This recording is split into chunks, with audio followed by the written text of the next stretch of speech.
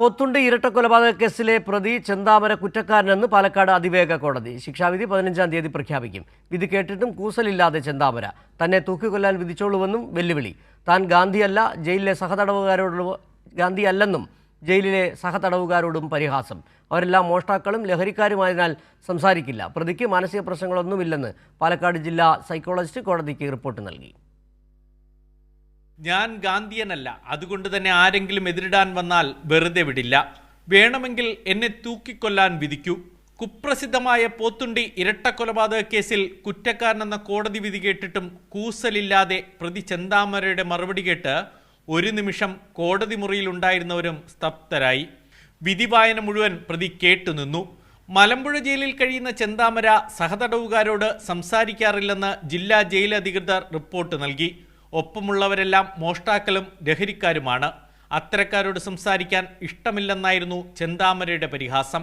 നടപടിക്രമങ്ങളുടെ ഭാഗമായി പ്രതിയുടെ മാനസിക നിലയ്ക്ക് പ്രശ്നങ്ങളില്ലെന്ന് ജില്ലാ സൈക്കോളജിസ്റ്റ് നൽകിയ റിപ്പോർട്ടും കോടതി വായിച്ചു.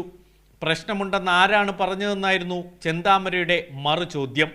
നടപടിക്രമങ്ങൾക്ക് ശേഷം പുറത്തുവന്ന പ്രതിയുടെ അഭിഭാഷകൻ കുറ്റമെല്ലാം മാധ്യമങ്ങൾക്കുമേൽ ചാർത്താനായിരുന്നു ശ്രമിച്ചത്. തെളിവുകളുടെ അടിസ്ഥാനത്തിലല്ല, മാധ്യമ റിപ്പോർട്ടുകളുടെ അടിസ്ഥാനത്തിലാണ് കോടതി വിധി പറയുന്നതെന്നും അഭിഭാഷകൻ കുറ്റപ്പെടുത്തി. കഴിഞ്ഞ ഒന്നര വർഷമായിട്ട് ജയിലിൽ കഴിഞ്ഞ് മാധ്യമ വിചാരണ നേരിട്ട ഒരു പ്രതി കോടതിയിൽ തന്നെ തൂക്കിക്കൊല്ലാൻ വിധിച്ചോളൂ എന്ന് പറയുന്നതിന് വലിയ പ്രാധാന്യമൊന്നും ഞാൻ കരുതുന്നില്ല. അത് മാധ്യമങ്ങളോടുള്ള പ്രതിയുടെ എതിർപ്പായിട്ടേ ഞാൻ കരുതുന്നു. കോടതി ചോദിച്ചു. മാധ്യമങ്ങൾ ഇത്രയും കാലം പ്രതിക്കെതിരെ നെഗറ്റീവായിട്ടൊരു റിപ്പോർട്ടിംഗ് നടന്നതിൻ്റെ അടിസ്ഥാനത്തിൽ പ്രതിക്ക് മാധ്യമങ്ങളോട് അങ്ങേയറ്റം വെറുപ്പാണ്. പരമാവധി ശിക്ഷ വധശിക്ഷ തന്നെ പ്രതിക്ക് ലഭിക്കുമെന്ന് പ്രോസിക്യൂഷൻ അറിയിച്ചു. നമ്മൾ പ്രോസിക്യൂഷൻ എന്തായാലും ഡെത്ത് പെനാൽറ്റിയാണ് ആവശ്യപ്പെടുക. മെഡിക്കൽ സൈക്കാട്രിസ്റ്റിൻ്റെ റിപ്പോർട്ടും ആവശ്യപ്പെട്ടു, അതിന് വന്നിട്ടുണ്ട്. അതിലും ഇയാൾക്ക് ഒരു റിഫർമേഷനോ റീഹാബിലിറ്റേഷനോ യാതൊരു സാധ്യതയുമില്ല, ഇയാൾക്ക് ഒരു മാനസികമായിട്ട് യാതൊരു പ്രശ്നമില്ല എന്നും റിപ്പോർട്ടിൽ വന്നിട്ടുണ്ട്. അപ്പോൾ ഇപ്പോഴും അയാളുടെ ഒരു പെരുമാറ്റം നോ റിഗാർഡ്.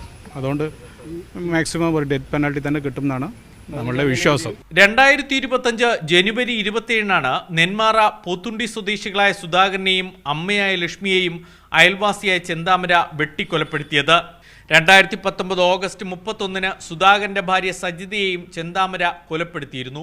ഇവർ ഗൂഢാലോചന നടത്തിയത് കാരണമാണ് ഭാര്യ പിണങ്ങിപ്പോയതെന്ന് വിശ്വസിച്ചാണ് ചെന്താമര കൊല നടത്തിയത്.